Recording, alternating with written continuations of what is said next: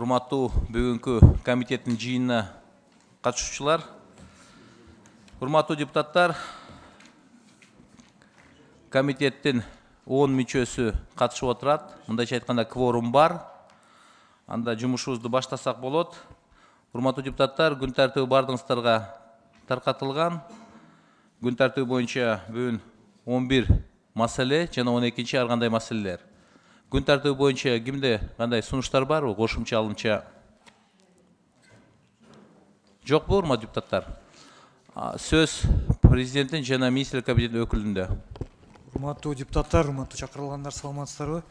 Күн тартибине эмес суранып кетет тескеме бар эле 147 31 март менен ошону күн тартибине кошуп кетсек ыраазыгынгач, анан бир маселе 8 вопросту күн тартибинен о защите прав потребителей күн тартибинен алып турсак, себеби доработкалар бар экен да, Минэкономия. Кайсы маселе 8? О защите прав потребителей. 8 маселе. Урматтуу депутаттар, президент жана министрлик кабинетинин өкүлүнөн сунуш түшүп атат. Күн тартибиндеги 8 маселени күн тартибине алып коюу боюнча. Кыргызча айтып кетсем, урматтуу депутаттар, кечиресиздер. Кыргызча айтып кетсиңиз. Керектөөчүлөрдүн укуктарын коргоо жөнүндө. Кечиресиздер.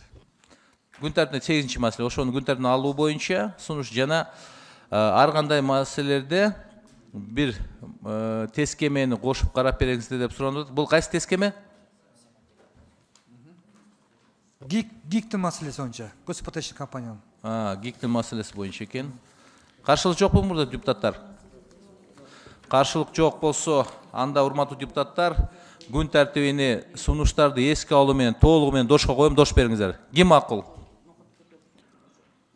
Каршы жок, көпчүлүк дош менен күн тартиби бекитилди. Анда күн тартиби боюнча биринчи маселе. Кыргыз Республикасынын президенти Садыр Нуркожоевич Жапаров тарабынан демилгеленген Кыргыз Республикасынын эсептөө палатасы жөнүндө Кыргыз Республикасынын конституциялык мыйзам долбоору 2-нчи окууга киргизилет. Баяндамачы Акматов Алмазбек Шаршембиевич, Кыргыз Республикасынын эсептөө палатасынын төрагасы. Чакырылган Жакыпов Манас Жакыпович, Кыргыз Республикасынын Улуттук банкынын төрагасынын орун басары. Сөз баяндамачыда, урматтуу баяндамачы, бул жака трибуна чыгып баяндама берсеңиз.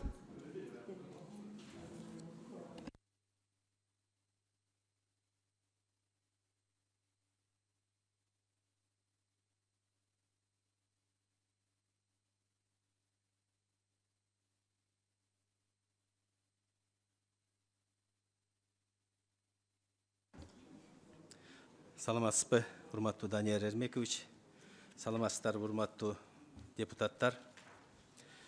Сунушталып жаткан Кыргыз Республикасынын эсептөө палатасы жөнүндө Кыргыз Республикасынын конституциялык мыйзамынын долбооруна 1-нчи окуудан кийин Кыргыз Республикасынын жогорку кеңешинин депутаттарынан бир топ сунуштар келип түшкөн жана аларга карата өзүбүздүн позициябызды жазуу жүзүндө жогорку кеңештин бюджет, экономикалык жана фискалдык саясат комитетине бердик. Алсак депутат Дастанбек Артисбекович Жумабековдун мыйзам долбоорунун 1-нчи беренесинде башка ресурстардын пайдаланышына деген сөздөрдөн кийин тышкы деген сөздү алым салынсын деген сунушуна макул эмеспиз. Анткени бюджеттик кодекстин 124 беренесине ылайык Кыргыз Республикасынын бюджеттик тутумунун бюджеттерин аткаруунун жана мамлекеттик жана муниципалдык менчикти пайдалануунун тышкы аудити эсептөө палатасы тарабынан жүзөгө ашырылат деп көрсөтүлгөн. Ошондой эле Дастанбек Артисбековичтин мыйзам долбоорунун 3-нчи беренесинин 9-нчу пунктунун күчүн жоготсун. Башкача айтканда, мыйзам долбоорунда кайрадан жүргүзүлүүчү аудит деген түшүнүк болбосун деген сунушка эсептөө палатасы макул эмес. Себеби мыйзам долбоорунда сунушталып жаткан кайрадан жүргүзүүчү аудит ченем аудиттин жоопкерчилигин жогорулатууга багытталган. Анткенде анда кайра иш текшерүү жүргүзүү үчүн мыйзамдуу негиздер да каралып кеткен. Мындан тышкары жогорку кеңештин аппаратынын экспертизаларды жүргүзүү бөлүмүнүн корутундусунда Конституциянын 108 беренесинде жана бюджеттик кодекстин 72 беренесинде башка ресурстардын пайдаланылышына тышкы мамлекеттик аудитти жүргүзүү каралган эмес деген тыянакка макул эмеспиз. Себеби эсептөө палатасы жөнүндө мыйзамдын 5 беренесине ылайык Жогорку Кеңештин президенттин тапшырмасы боюнча эсептөө палатасы мамлекеттин катышуусунун үлүшү 10% жана андан ашыкты түзгөн ишканалардын жана уюмдардын натыйжалуулугун аудитин жүргүзө алат. Дал ушундай ченем башкача айтканда мыйзам долбоорунун 7 беренесинде каралган. Ошондон улам мыйзам долбоордо башка ресурстарды пайдаланышына аудит жүргүзүү деген ченем болуусу зарыл. Андан сырткары депутат Мекимбек Акимовичтин мыйзам долбоорунун 7 беренесинен кийин 8 берене эсептөө палатасынын отчеттору деген жаңы редакцияда баяндалсын деп сунуштарына эсептөө палатасы макул эмес. Анткени депутат Жанарбек Кубанычевич Шакаев жана эсептөө палатасы тарабынан эсептөө палатасынын иши жөнүндө ар жылдык отчетту, ошондой эле республикалык бюджеттин, социалдык фонддун жана милдеттүү медициналык камсыздандыруу фондунун бюджеттерин аткарышы боюнча аудиттик отчетторду Кыргыз Республикасынын Жогорку Кеңешине берүү тууралуу ченемди мыйзамдын долбоорунун 11 беренесинин 2 бөлүгүндө төмөндөгүдөй редакцияда баяндоону сунушталып жатат. Эсептөө палатасынын төрагасы Кыргыз Республикасынын Жогорку Кеңешине эсептөө палатасынын иши жөнүндө ар жылдык отчетту жана республикалык бюджеттин, социалдык фонддун жана милдеттүү медициналык камсыздандыруу фондунун бюджеттерин аткарышына боюнча отчетторду берет. Ошондон улам депутат Акимович Абдалиевдин сунушун эске алуунун кажети жок деп эсептейбиз. Ошону менен бирге депутат Элвира Жыргалбековнанын мыйзам долбоорунун 8 беренеси төмөнкү редакцияда баяндалсын. Башкача айтканда эсептөө палатасынын 9 аудиторунан алардын ичинен 3төн биринен кем эмеси башка жыныстагы адамдардан турат. Алардын курамынан дайындалган эсептөө палатасынын төрагасынан, эсептөө палатасынын аппаратынан, аймактык бөлүнүштөрүнөн түзүлөт деген сунуштарына эсептөө палатасы макул эмес. Анткени мындай сунуш конституцияга ылайык келбейт. Себеби эсептөө палатасы мүчөлөрүн Жогорку Кеңеш тарабынан шайлап алууда Конституцияда гендердик өкүлчүлүктүн бар болуусу каралган эмес. Депутат Айбек Алтынбековичтин мыйзам долбоорунун 23 беренесинде көрсөтүлгөн эсептөө палатасынын кеңешинин жогорку орган катары статусун жөнгө салуу боюнча текстин мыйзам долбоорунун 9 беренесине которуу менен номерлерин кайра карап чыгып эске алсын жана ошондой эле мыйзам долбоорунун 8 беренесинин ченемдери эсептөө палатасынын кеңеш жөнүндө жоболору менен толукталсын деген сунушуна макул эмеспиз. Себеби мыйзам долбоорунун түзүмү жана жоболору Кыргыз Республикасы ченемдик укуктар актылар жөнүндө мыйзамынын талаптарына шайкеш келгендиктен мыйзам долбоорунун түзүмүн өзгөртүү жана жоболорун иретке келтирүү шарт эмес деп эсептейбиз. Мындан тышкары депутат Улукбек Зулукбарович мыйзам долбоорунун 9 беренесинин 2 бөлүгүн эсептөө палатасынын төрагасын бошотууга негиз болчу төмөндөгү мазмундагы 6 пункт менен толукталсын. Эсептөө палатасынын отчету Жогорку Кеңеш тарабынан канааттандырарлык эмес деп табылып, президентке Жогорку Кеңеш тарабынан өтүнүш келтирилгенде деген сунушуна эсептөө палатасы макул эмес. Себеби сунушталган ченем конституцияга шайкеш келбейт жана мындай ченем эсептөө палатасынын төрагасынын көз карандысыздыгын чектеши мүмкүн. Депутат Айбек Алтынбекович мамлекеттик жарандык кызмат жана муниципалдык кызмат жөнүндө мыйзамдын 8 беренесинде мамлекеттик жарандык кызматтын 1, 2 жана 3 класстагы мамлекеттик кеңешчисинин класстык ченин ыйгаруу, ажыратуу, төмөндөтүү мамлекеттик органдын жетекчисинин сунушу боюнча президент тарабынан ишке ашырылат деп белгиленген. Ушуга байланыштуу кайталоону болтуруу максатында 10 берененин 8 пунктун алып салуу керек деген сунушуна макул эмеспиз. Себеби мамлекеттик жарандык кызмат жана муниципалдык кызмат жөнүндө мыйзам мамлекеттик жарандык кызматтын жана муниципалдык кызматтын административдик кызмат ордуна ээлеген кызматчыларга жайылтылат. Ал эми эсептөө палатасынын аудиторлору атайын кызмат адамдары болуп саналат жана алардын жоболору эски эсептөө палатасынын жөнүндө конституциялык мыйзам менен аныкталат. Депутат Жаныбек Болотбековичтин конституциялык мыйзамдын долбоорунун 12 беренесинин 1 бөлүгүндө мамлекеттик аудит деген сөздөрдөн кийин юриспруденция деген сөз менен толукталсын. 9 деген сөз 7 деген сөзгө алмаштырылсын деген сунуштарына эсептөө палатасы макул эмес. Себеби мамлекеттик аудит жүргүзүү үчүн экономика, финансы жана мамлекеттик аудит тармагындагы адистер болуусу зарыл жана юрист кесиби талап кылынбайт. Ошол эле учурда эсептөө палатасынын укуктук актыларына экспертиза жүргүзүү үчүн эсептөө палатасынын борбордук аппаратында юристтер бар. Ошону менен бирге аудиттин жогорку деңгээлде өткөрүү үчүн аудитордун кесиптик тажрыйбасы 9 жылдан кем эмес болуусу абзел. Ошону менен бирге жогоруда белгилегендей депутаттардын башка сунуштарына эсептөө палатасынын толук позициясы ушул комитетке кат түрүндө берилгендигин белгилеп кетебиз. Жогоруда айтылгандарды эске алуу менен сунушталып жаткан Конституциянын мыйзам долбоорун комитеттин экинчи колдоп бериңиздерди өтүнөбүз. Көңүл чоң рахмат.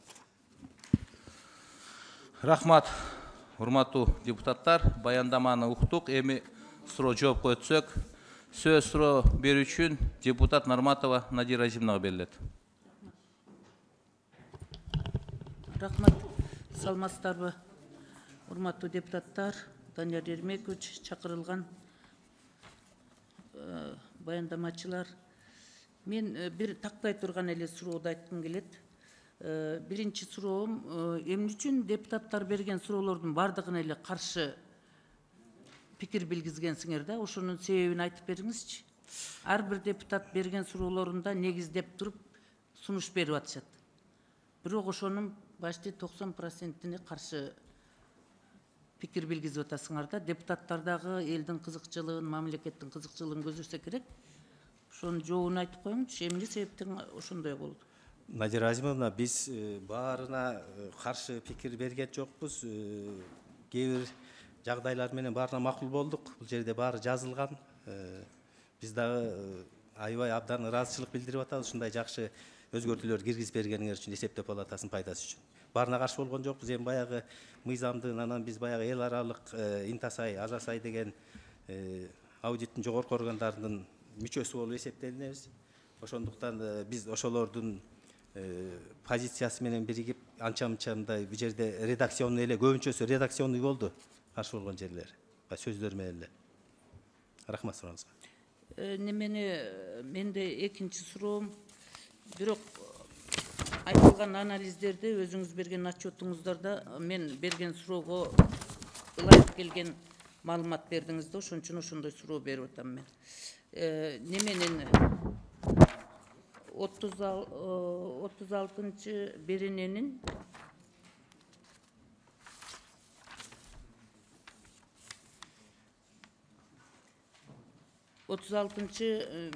берененин 10-чу бөлүмчөсүн карасаңыз, мыйзам долбоорунун 33-чү беренесинин 1-чи бөлүгү төмөнкүдөй редакцияда баяндалсын деп турат да. Ошондо кылмыш үстүндө кармалган учурларда кошпогондо эсептөө палатасынын төрагасы, аудиторлору Кыргыз Республикасынын Жогорку Кеңешинин макулдугусуз кармалбайт, камакка алынбайт, кылмыш жаза жоопкерчилигине тартылбайт деп турат. Эсептөө палатасынын төрагасына, эсептөө палатасынын аудиторлоруна карата кылмыш иши Кыргыз Республикасынын башкы прокурору тарабынан гана козголушу мүмкүн. Эсептөө палатасынын кызматкерлери кызматтык милдеттерин аткарууда, ошондой эле алар тарабынан жүргүзүлгөн аудитордук жана эксперттик аналитикалык иш-чаралардын жыйынтыктары боюнча эсептөө палатасынын кеңешинин макулдугусуз кылмыш жаза жоопкерчилигине тартылбайт деп турат да. Эми ушул жерде сиздин өзүңүздүн жекече көз карашыңыз кандай? Мисалы, биздин жогорку кеңештен бекитилген 9 аудитор жөнүндө сөз болсо жолу башка. Алар ошол кылмыш жасаган болсо, учурундагы үстүндө кармалгандан сырткары кылмыш жоопко тартылуу боюнча жогорку кеңештин макулдугун караса болот дейм. Ал жалпы сунуш болуп атат президент тарабынан, жогорку кеңеш тарабынан аудиторлор жөнүндө.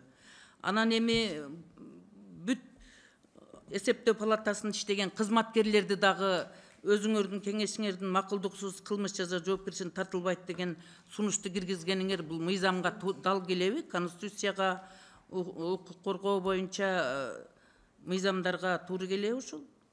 Сиздин көз карашыңыз кандай? Надира Азимовна, туура айттыңар. Биз бул экинчи позицияны кызматкерлер боюнча биз дагы силер менен макулбуз буну алып салууга. Менин сунушум ушу 3-чү абзацты алып эле салбайсыңар. Эсептөө палатасынын кызматкерлери кызматтык милдеттерди аткарууда ошондой мыйзам бузуучулук болсо, сиз өзүңөрдүн алдын эсептөө палатасынын алдына кеңешинин макулдугусуз дебей эле ушул абзацты алып эле салыш керек да. Биз да кеңешип конституция алганбыз, алып коебуз муну. Азыр экинчи окууда ушуну конкреттүү түрдө мен кагаз түрүндө деле берейин сиздерге. Ушул 3-чү абзацты алып салыңыздар. Биз макулбуз. Ал эми берки деле аудиторлор жөнүндө деле конституцияга деле укуктарды коргоого карата мыйзамда деле каршы келет. Себеби ал жерде силердин тизмеңер жок да. Муну эксперттер өздөрү деле билип турса керек. Буну ошон үчүн мен кайталап болсо да бышыктап айтып коеюн. Эксперттердин эмесинде да жүрөт, теги жыйынтыгындачы, өздөрүнүн сунушунда. Ушул да карай турган маселе да. Мен эми жанагы мыйзам ченемдүү биз жогорку кеңештен 9 аудиторнун сиз төрагалар шайланган үчүн ошону ыңгайлаштырса болсо керек деген сунушту айтып атам. Өзү ушул мыйзам долбоорунун 30-беренесинин 1-бөлүгүндөгү редакцияда баяндалсын дегендин баарын эле алып салса, ошондо мыйзам ченемдүү туура болот эле да. Аудиторлорду деле алып салыш керек да.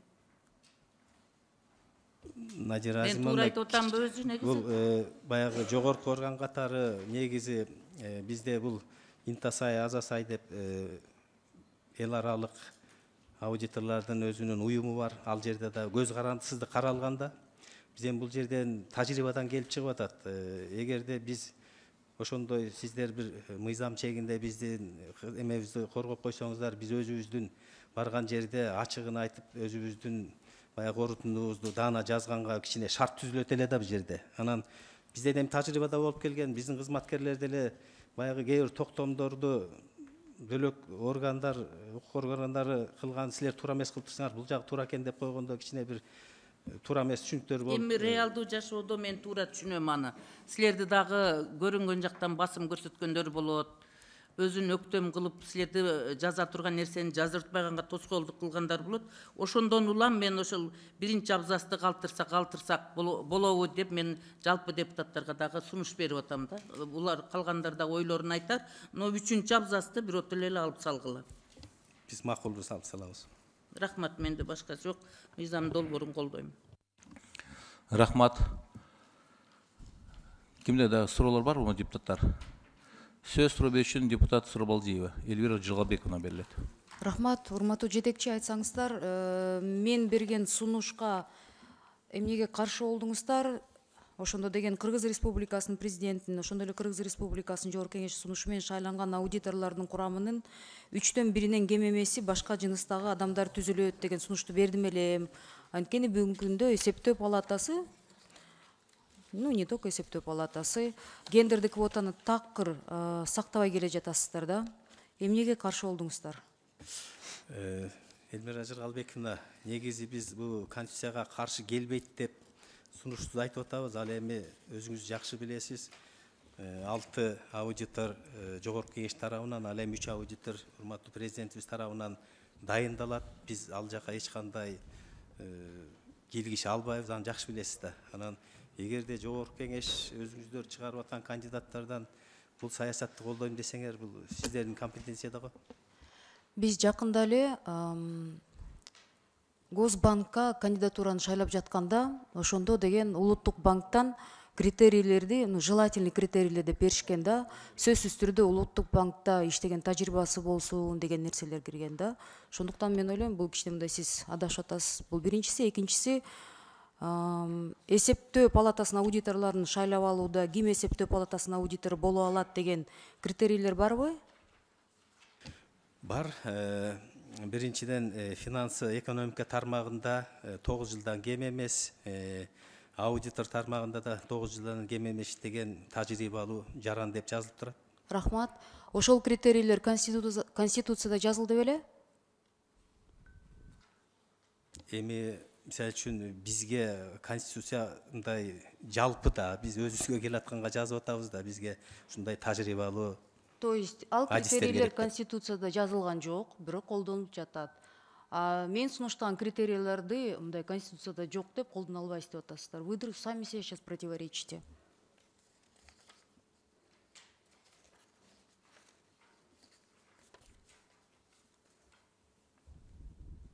Аялдарга каршымын деп эле айтпайсыздарбы? Өкмөттүн баары эле аялдарга каршысыздар. Сиздер тараптан келчү нерсе да, биз эч кандай кийлигише албайбыз деп. Ошон үчүн атайын киргизели деп атабыз да. Сунуш кылып атабыз да. Бул конституциялык мыйзамга киргизиш туура болобу, бирок сиздер тараптан гендер саясатты колдойм десеңиздер, сиздер чече турган маселе го бул. Жок, мен сизге жаңы эле бир мисалды айтып кеттим да. Биз жакында эле Госбанкка кандидатураларды караганбыз. Ошондо деген улуттук банктан критерий келди. Кечиресиздер, урматтуу депутаттар, жакшыбы жаманбы кандидат, бирок бул талапка мындай туура келиш керек деп. Сиздерде деле ошондой критерийлер бар, бирок ал конституцияда жазылган эмес. Финансовый бэкграунд болуш керек деп не написано же. А бияктан сиз конституция такап атасыздар да. Бирок ошол эле убакта гендердик тең баланстуулук жөнүндө бизде мыйзам бар. 96-жылдан бери. Это канча 16 жыл болуп калды да. Ал мыйзам сакталбай келе жатат да. Элвира Жылгабековна, эми комитетте кандай карап чечсеңиздер биз каршы боло албайбыз го. Жок, ошону сиз мен ошон үчүн сунуштагам да. Давайте бир нерсеге таянайлы деп, киргизели деп. Давайте ушуну урматтуу төрага Данияр Эрмекович, эми баардыгыңыздар эле көрүп жатасыздар. Айымдардын саны азайып жатат. Эми улам эле мен катуу сүйлөп, анан микрофонго катуу сүйлөгөндөй болбойм, бирок бул абдан туура эмес багытта кетип бара жатат биздин гендердик саясат. Биякта эсептөө палатасынын жетекчиси айтып атат. Депутаттар, вы сами виноваты, күзгүгө карабалы деп атат. Ошондуктан азыр ушул жерде 19 мүчөбүз барбыз да. Давайте бир сыйра күзгүгө карап алайлы. Анан бул сунушту мен добушка коюңуздар деп суранам. Данияр Эрмекович. Рахмат, Элвира Жылгабековна, азыр кандай сразу коелу же аягында суроо жооп? Желательно сразу унтелекте, пока горячо.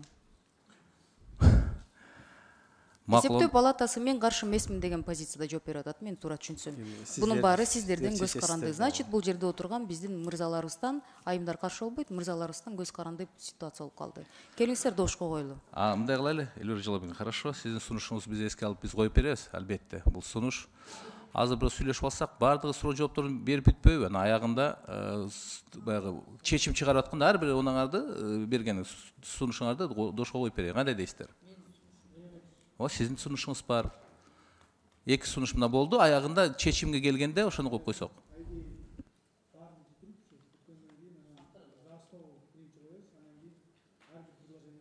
Отдельно по каждому предложению добушка коюлат. Каршы эмессизби? Макул. Всё, макул. Анда унутуп калбайлы деп атам да. Жок, мына отдел жазып атат, бар жокту. Протокол жүрүп атат, стенограмма жүрүп атат. Рахмат. Сиз жыйынтыктадыңызбы? Меники основной вопрос ушул болчу. Рахмат анда. Урматтуу депутаттар, суроолор барбы? Дагы. Барбы? Анда кийинки сөз депутат Алиева Камила Абдыразаковна берилет. Рахмат. Урматтуу баяндамачы, депутаттар тынчыраак кылсак. Урматтуу депутаттар, тынчырап отурсак, себеби бияка депутаттар суроо берет. Мен өткөндө да кичине четин чыгарып айттым эле, бул эми конституциялык мыйзам болуп атпайбы? Конституциялык мыйзамдын ар бир беренеси кынтыксыз аткарылууга тийиш.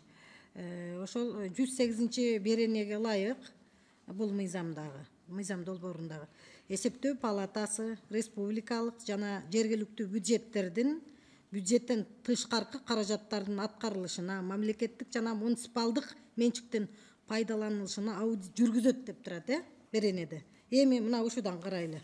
Бизде муну бардык райондордо, облустарда деген өнүктүрүү фонддору бар. Мисалы, Баткен облусу боюнча фонд бар, өзүңүз жакшы билесиз. Ошо боюнча маалымат барбы? Канча акча түштү, кайсыл иштерди бүткөрдү? Мисалы, Лейлек району боюнча өнүктүрүү фонду кандай маалымат бар бул боюнча? Мен муну эмне үчүн айтып атамын? Бул жерде айыл өкмөттөрдүн бюджети бул жыл сайын мындай ар бир бюджеттин беренеси толук аткарылбай атат. 50%, 60% ашып кетсе 70% бюджет аткарылат дагы, калганын ар түрдүү шылтоолорду айтып, тендерге күнөөлөп, тендер мындай болуп калды деп туруп, кийинки жылга переходящий өтмө кылып ийип атат да. Бул жерде көп мындай тиги нюанстар бар да. Мисалы, айылдык кеңештин отчетторун талаптагыдай угуп, ошол айылдык кеңештин депутаттары бюджет боюнча элдик талкуу, коомдук талкуу кылбайт. Толук аткарылбайт да. Ушул жагын эми ушул 108 берене мындай айтканда толук аткарылбай калып атат да. Кандай дейсиз? Мага ушул Баткен облусунун өнүктүрүү фонду Лейлек району боюнча айтып бериңчи, кандай болуп атат ошол? Толук аткарылбай атат да беренелерчи. Камила Абдыразаковна, негизи жергиликтүү бюджеттерди биз 2 жылда бир жолдан кем эмес деп мыйзамга киргизилген. Аткарылган жөнүндө аудитти өзүңүз жакшы билесиз, жүргүзөбүз.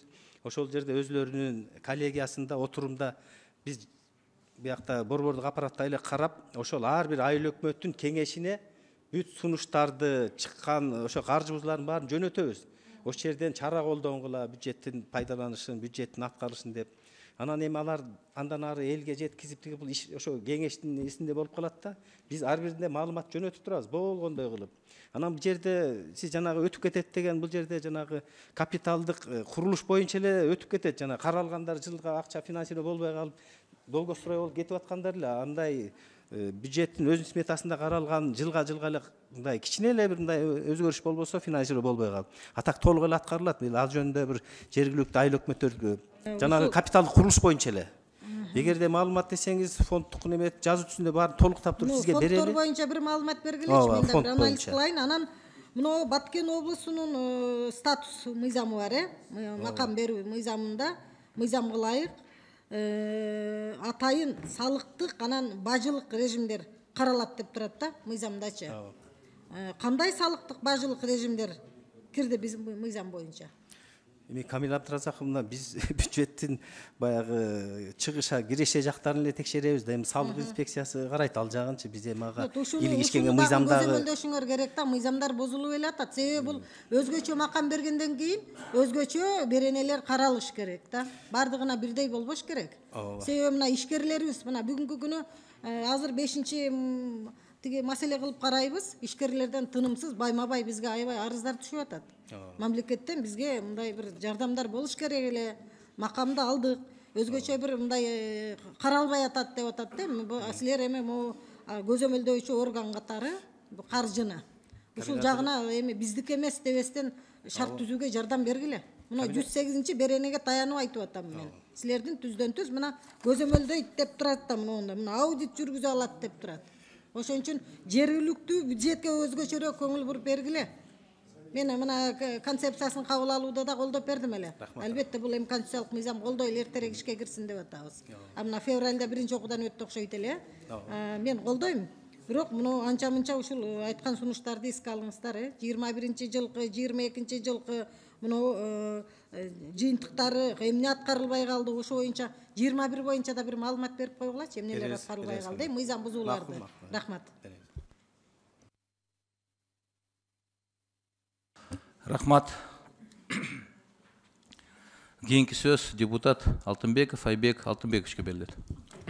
Рахмат, Данияр Элмекович. Саламатсыздар, урматтуу депутаттар, урматтуу бүгүнкү жыйындын катышуучулары, урматтуу Алмазбек Шаршембиевич. Мен бир канча сунуштарды бердим эле, бардыгы дээрлик, бардыгы эле мындай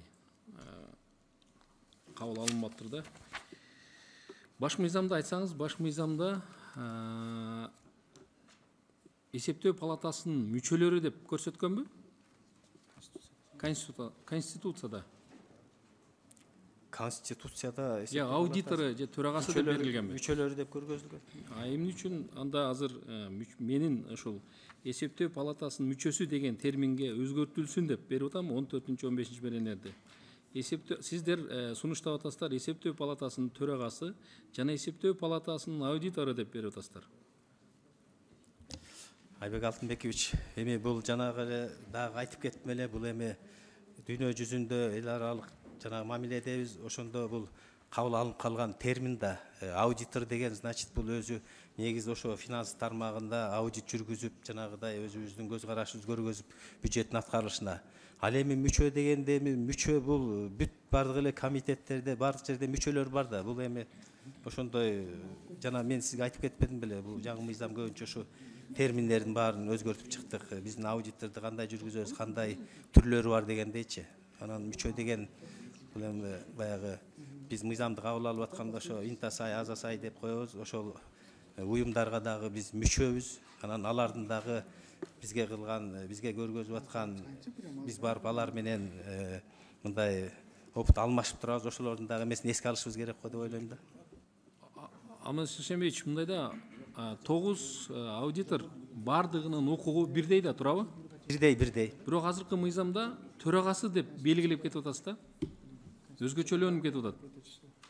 Эми төраганы кайра сиздер урматтуу президенттин сунушу менен шайлап атпайсыңарбы? Төраганын милдети 4 аудитор, 8 аудитордон кичине өзгөчөлөнөт да, бул общий башкармалыкты алып барат, ишти жүзөгө ашырат, ошол ички иштин баарын кылат, өзүңүз жакшы билесиз дейм аны. Ооба, Алмаз Шашамбекович, мындай да 9 аудитордун мындай 6-сын өз эмеси менен белгиленет, турабы? 3-ü президентибиз аркылуу мүчөсү.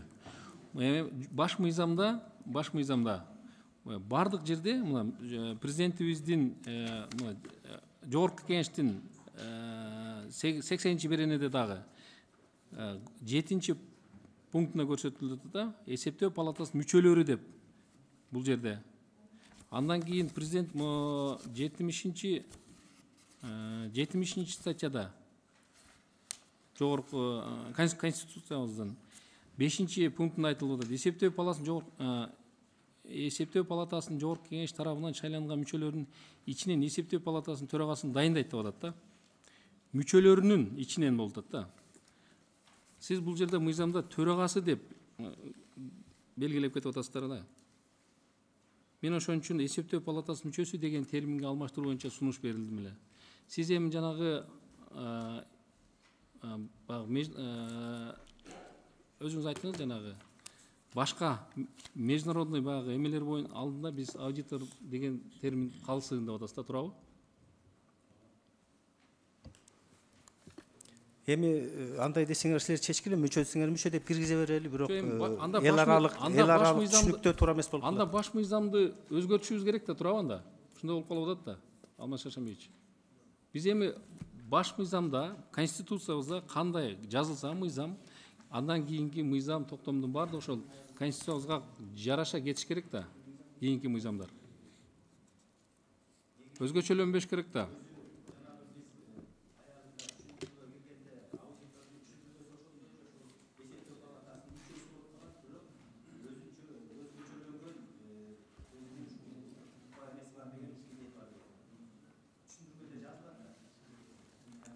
Өчүрүп койдуңуз микрофон.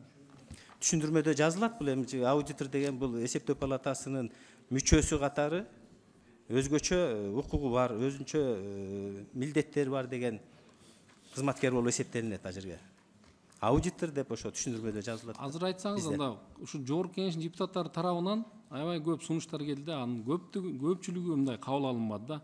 Сиздер өзүңүздөр сунуш кылган, өзүңүздөр жазып келген гана мыйзам дээрлик ошол мыйзам гана өтүп атат да азыр. Мына мен дагы бир көп сунуш кылдым эле, дагы бир сунуш. Мына бул сиздерге керектүү нерсе да, сиздерге. 34-чү берене боюнча эсептөө палатасынын аудиторлорунун кызматтык автоунааларды жана кызматтык турак жайларды берүү жөнүндө жобону киргизүү мүмкүнчүлүгүн каралсын деп мен сунуш кылып атам да. Бул боюнча дагы макул болбодуңуздар да. Эмне үчүн дегенде, мына сиздер текшерип аткан министрликтердин баардыгында ошол эле жогоруда мен айткан кызматтык автоунаа, кызматтык үйлөр жана башкалар каралган да. А сиздерде жок андай нерсе. Сиздер андан баш тартып атасыздар. Биз деле бул жана мыйзамга токтомдоп жаша, Айбек Алтынбекович. Эгерде андай чечип берсеңер, бизге дагы мыйзамдан ылдый турат да. Абдан жакшы болот эле, азыр өзгөртүп чечип киргизип берсеңер. Мындай да, Алмаз Шаршамбеевич, биз бийлик булардын баарын сиз токтомдун тизмесинде булар жок экен, каралган эмес экен деп, бул нерсени сиздер азыр каршы чыгып атасыздар да. Мен ойлойм, бул нерсе керек деп ойлойм да. Эмне үчүн дегенде, эгерде айлыгы жакшы болсо, аудитордун кызматтык автоунаасы, кызматтык үйү боло турган болсо, жана ошондой эле үй бүлө мүчөлөрүнүн баягы бала бакча, башка дагы жеңилдиктери боло турган болсо, анда ачык, таза, айкындуулук менен иштейт деп ойлойм да. Эгерде бул нерселер, мына бир эле жыл болду сиздердин айлыгыңыздар 20 миңден 60-70 миңге көтөрүлгөн. Биз кайра коррупция кыла бер, жасай бер, силердерге кыйынчылык болгон убакта ошол башка органдарды, министрликтерди текшерип, аларды ошол жанагы алчуусун алып иштегиле деген сыяктуу болуп калып атат да. Ошон үчүн мен ушу сунушту ошон үчүн киргизген элем.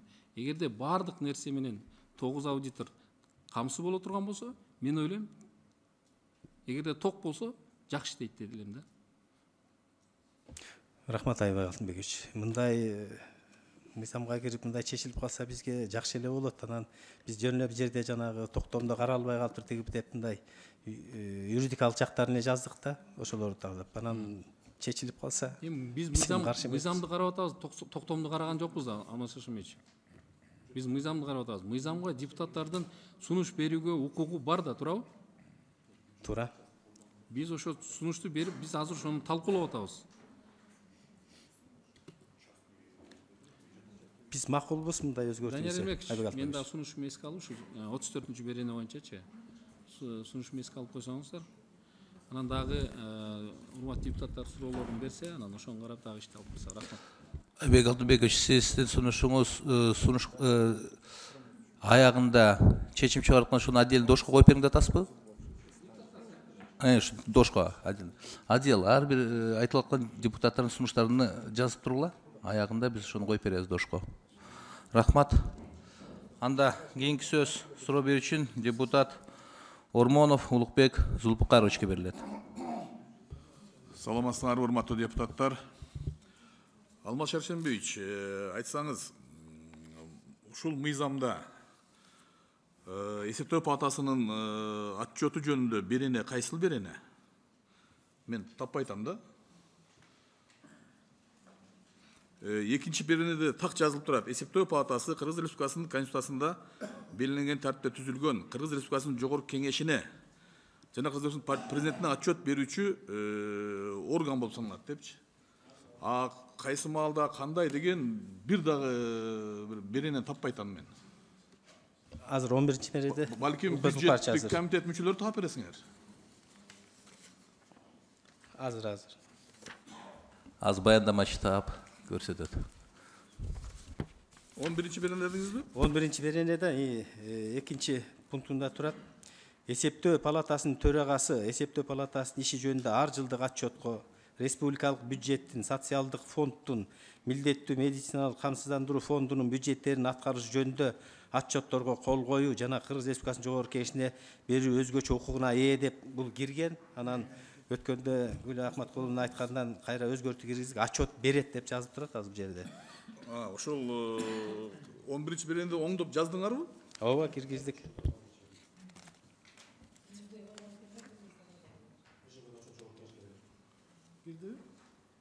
Жок, бул мыйзамда мен көрбөй атам мен.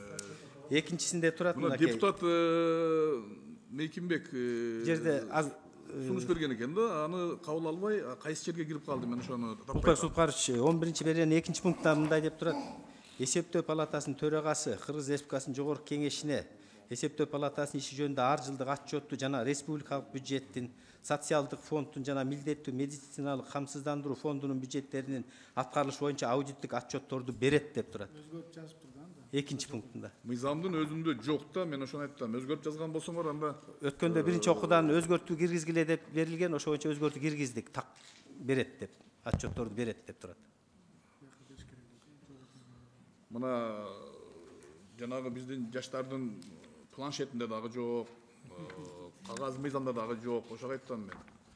Бул сөз эгер ошондо өзгөртүү кирген болсо, бул туура. Кирип турат, экинчи берене, экинчи пунктта. Туура кирген болсо, жакшы ушундай болуш керек болчу да. Жакшы. Мына азыр отчет болгондон кийин отчет же кабыл алынат, же кабыл алынбайт да. Кабыл алынган учурда бардыгы жакшы. Отчет эсептөө палатасынын төрагасынын отчету жогорку кеңеш тарабынан кабыл алынбаган учурда эмне болуш керек?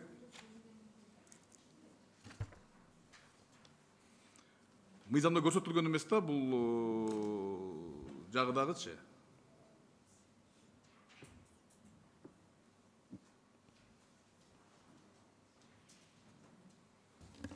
Жооп бересизби?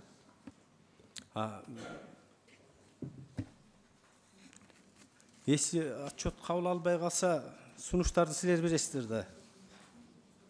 Жок, ошол сунушту биз бериш үчүн биз мыйзамга таянып беришибиз керек да, сунуштучу. Эгерде мыйзамда ал көрсөтүлбөсө, демек эч кандай сунуш берилбейт дегенди билдирет бул. Эми Улукбек Зулпукарович, ушунча жылда тажрыйбада негизи мындай болгон эмес. Эгерде төрага отчет бере албай калса, мен ойлойм, моралдык укугу да жок болуш керек андай должностко отурганга. Өзү эле кетет го деп. Туура, моралдык укук деген бул моралдык. Мыйзам бул жагынан эгерде конституциялык мыйзамда ошол көрсөтүлбөсө, анда кандай болот? Юристтер бар бул жерде, мага түшүндүрүп бергилечи анда ушул.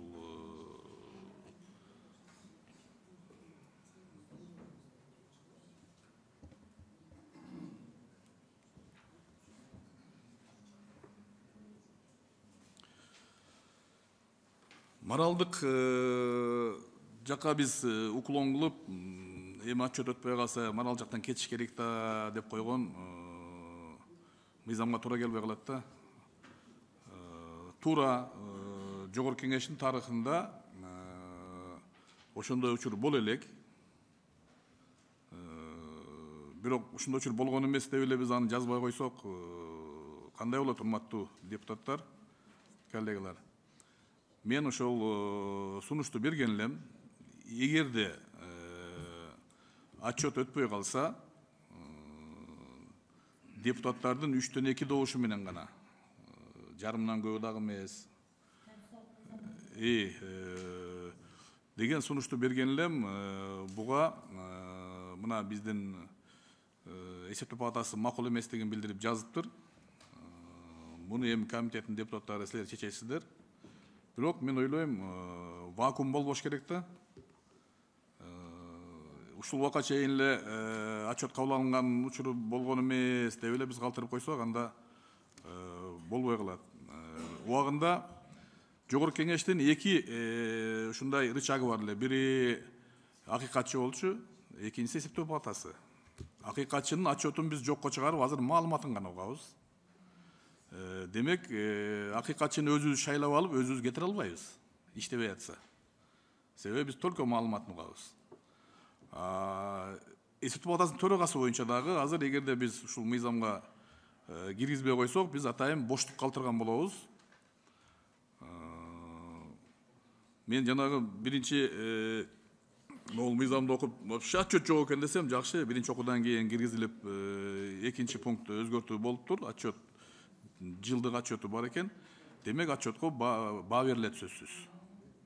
Ошол баа берилгенде жаман баа берилип калса эмне болот деген жагын биз карап коюшубуз керек.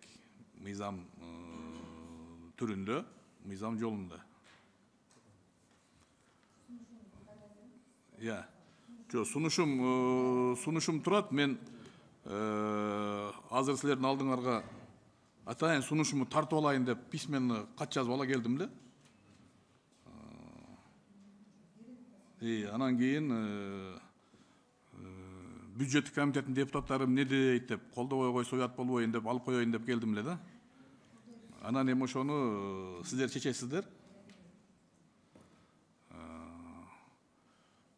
Негизи мен ойлойм, жоопкерчилик болуш керек сөзсүз түрдө. Мыйзам жолунда болсо, мыйзамда болбой калса ар кандай ойлор пайда болот да, ар кандай сунуш пайда болот. Ушул жагын эске алып койсоңуздар.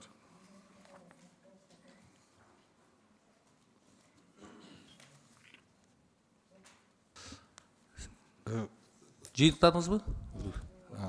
Рахмат, Улукбек Зулпукарович. Негизи мына азыр комитеттин, бюджеттик комитеттин мүчөлөрү баардыгы колунда кармап турат. Бул сравнительный таблицада 11-чи беренеде турат экен.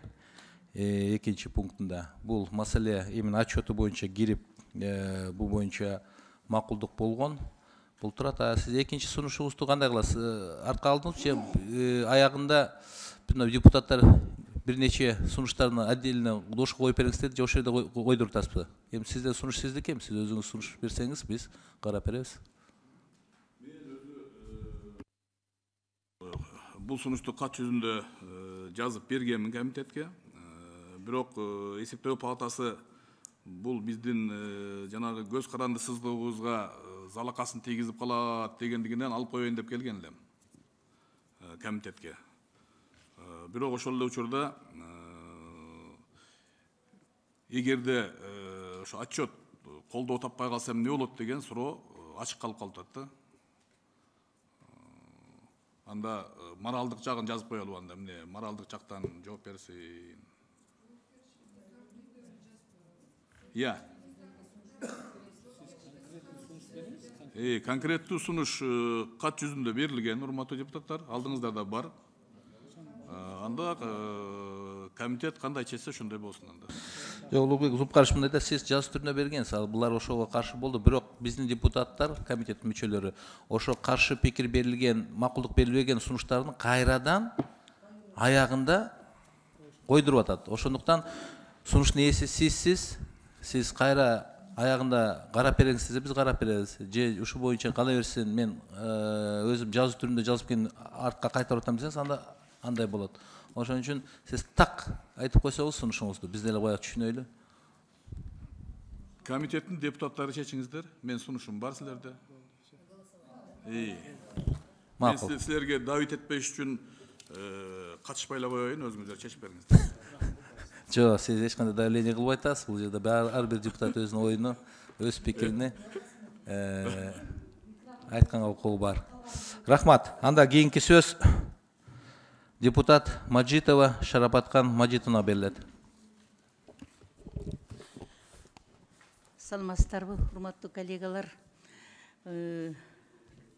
урматтуу Алмаз Шаршембиевич, сизге мен мынандай суроо, азыр дагы мындай конкретный кылып, жеткиликтүү кылып айтып койсоңуз, эсептөө палатасы жөнүндөгү азыркы конституциялык мыйзамда функционалдык кандай өз алдынчалык өзгөчөлүктөр каралды?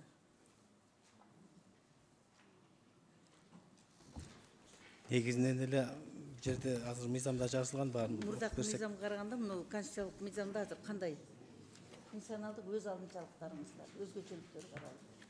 Негизи өзүбүздүн иш планды өзүбүз түзөбүз. 5 жылдык стратегический план болот. Анан ар бир жылдык иш чараларга 1 жылга план түзүлөт. Ошонун алкагында ишти алып барабыз. Өзүбүздүн финансыны өзүбүз чечебиз. Эми штаттык бирдиктерди болсо сиздер менен комитет менен макулдашабыз. Калган барган ар бир субъектиде, ишканаларда биздин талаптардын баарын, аргимиси баарын бериш керек. Биз ошол кандай маалымат болбосун, мына бүгүнкү күндө дагы толукталды ал боюнча.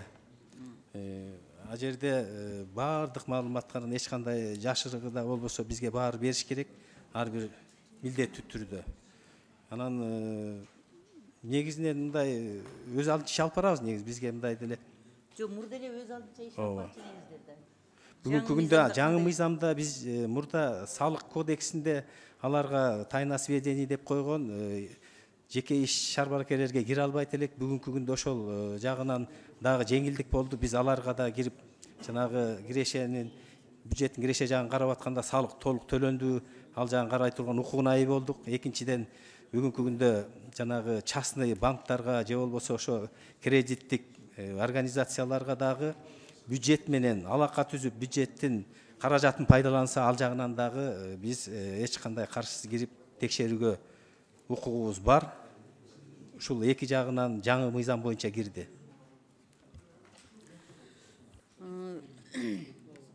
Түшүнүктүү. Экинчи мен суроом, мына Элвира Сурабалдиева эң туура айтты. Сиздерде гендерлик тең укуктуулук каралбайт экен. Анда четке кагыпсыз. Чынын айтканда, бул баш мыйзамда турат. Биздин эң конституциянын өзүнчө мыйзам катарында да кабыл алынган. Ар бир ишканада, ар бир бийлик бутагында бир жыныстагы 70%дан ашпаш керек деген. Мына ошону эмне үчүн сиздер четке кактыңыздар? Шарапаткан Маджитовна, бизде негизи өзүбүздүн штатыбызда ал нерсе бизде сакталган. Бизде даже 40%га жакыны аял кишилер иштейт өзүбүздүн аппаратта. Бүгүнкү күндө 286 аппарат штаттык бирдик. Ал эми 9 аудиторду жана айтып кеткендей сиздер тараптан келет да биз эч кандай кийлигише албайбыз го деп ошону айттык биз. Өзүбүздүн штатта бул нерсе сакталып эле келатат. Ошону мыйзамга киргизсе болобу? Мыйзамга киргизип койсок, гендердик эме сакталып калып, мына Эльвира туура эметип туруп 12-чи берененин 2-чи бөлүгүнө киргизип коюш керек деп ойлойм. Себеби бул эң чоң мыйзамда уже жазылып турат да. Аны бузгандык болуп калат да, мына жерде эсли киргизбесек. Анан үчүнчү суроо мынагу эсептөө палатасынын өлкөнүн өнүгүшү үчүн пайдалуулугун күчөтүү максатында мыйзамда кандай өзгөртүүлөр болду? Мурдакы караганда пайдалуулугун күчөтүү. Биз ошол мыйзам негизинен анча деле өзгөрүлгөн жок. Эми эле айтып кеттик Шарапат Мажитовна, жанагыдай купуя сырларга ар бир мамлекеттик министрликке салык кызматы болобу, бажы кызматы болобу баарына алганга укукка ээ болдук. Экинчиден жана өзүңүздөр азыр кабыл алып берсеңиздер, жанагы 9 аудиторго сиздердин уруксатыңар менен гана ошо кылмыш иштери козголсо депчи. Анткени бул кызмат абалынан эси пайдаланса өзүнүн көргөзгөн корутундусу боюнча, атак эми кылмыш иштери боюнча биз аган суранган жокпуз. Ошол экөө эле кичине эме болот. Анан жаңы терминдерди киргиздик бул эл аралык стандартка жараша. Андан кийин акыркы суроо мынагу укуктук күчү бар чечимдерди, аныктамаларды бере аласыздарбы? Долбоорлоргобу? Биз эми бүгүн жана эксперттик аналитикалык иш-чаралар жүргүзгө укуктуу деп киргиздик. Жаңы буга чейин жок эле. Эгерде ушул мыйзам өтүп кетсе биз баа бере алабыз анализ аркылуу. Мисалы үчүн мынагу президент аппаратынан же болбосо министрлер кабинети мыйзамсыз иш аракеттерди кылса же чечимдерди чыгарса кабыл алганда ошолорду изилдөө жүргүзүп сиздер мындай бир аныктамаларды бере аласыздарбы деген сөз да. Туура айтасыз. Бүгүнкү күндө буга чейин деле эгерде министрлер кабинетинен туура эмес токтом чыкса биз жазып бул жер туура эмес болуптур, бул мыйзамга каршы экен же болбосо бул жер мындай экен деп берип эле келатканбыз, жана дагы бере беребиз. Шарапат Мажитовна. Рахмат. Рахмат. Кийинки сөз депутат Ражабалиев Нурлан Аскалиевичке берилет. Саламатсыздар, урматтуу кесиптештер, урматтуу чакырылгандар. Менде кыска эле бир суроо, Алмаз Шашымбекович. Азыр Улукбек Зулпукарович бир маселе көтөрүп кетти да, баягы отчет берүү боюнчачы. Менде мына орусча варианты турат. Ошол жерде сиз айткан 2-чи пунктунда 11-чи беренен башында жазылып турат: председатель счетной палаты предоставляет Жогорку Кеңеш Кыргызской Республики ежегодный отчет о деятельности счетной палаты. Ушул эле беренен 4-чү пунктуна дагы жазылып турат: председатель счетной палаты предоставляет ежегодный отчет о деятельности счетной палаты в Жогорку Кеңеш Кыргызской Республики. То есть бир берененин ичинде бир эле сөз эки жолу бири кайталап атат да, 100% окшош болчу. Бул эми редакциялык мүнөздөгү маселе ошого көңүл буруп койсоңуздар. Макул, карап чыгалы. 2-чи пункт менен 4-чү пункт 11-чи берене маани берип койсоңуздар. Рахмат. Рахмат. Рахмат. Кийинки сөз депутат Алимжанов Фархатбек Айбековичке берилет. Рахмат, Данияр Ермекович, саламатсыздар, урматтуу депутаттар, бүгүнкү жыйын чакырылгандар, катышуучулар. Алмазбек Шашимбеевич, у меня такой вопрос. Какая предусмотрена ответственность аудитора счетной палаты в случае выявления фактов нарушения законодательства субъектом аудита, которая не была отражена в актах ранее проведенного аудита? Фархатбек Айбекович, негизи биз мындан мурунку өткөн аудитти карабайбыз. Биз мисалы үчүн 21-ди карап кетип, ал жөнүндө силерге отчет берилсе, кийинки жылы 23-жылы барсак 22-жылы карайбыз. Мурдагы ал жакта алдай каржы бузуулар болгонбу, ал көрө албайт. Бар какой-то жоопкерчилиги болса, Надира Азимовна айткандайчы, себеби налоговыйлерди көрүп атабыз да, көп ошондой эмне болуп атат. Тогда второй вопрос. Какие предусмотрены меры ответственности субъектов аудита за неисполнение предписания и за неполное выполнение обязательных требований счетной палаты? Примерлер болгонбу бир чоң? Негизи биз өзүбүздүн регламент боюнча аудиттин жыйынты боюнча кеңеште каралат. Анан биз кайсы министрликтин жоопкерчилигин карай турган болсо же болбосо министрдикин карай турган министрлер кабинетине сунуштама жөнөтөбүз баардыгын. Анан сунуштаманын ичинде дагы кээ бир жерлерде ошо кармап отурган өзүнүн ошол должностной лицасына карап көргөнгө бир сунуштарды жөнөтөбүз. Анан ай сайын бизге да отчет берип турат. Анан аягында такыр эле аткарылбаса биз укук коргоо органдарына укуктук баа берүү үчүн ошондой аткарылбай атат деп укук коргоо органдарына жөнөтөбүз. Биздики ошо сунуш берүү менен гана чектелип атат да бүгүнкү күндө. Ошо сунуш берилгенде бир жакшы примерлер болгонбу дейм да?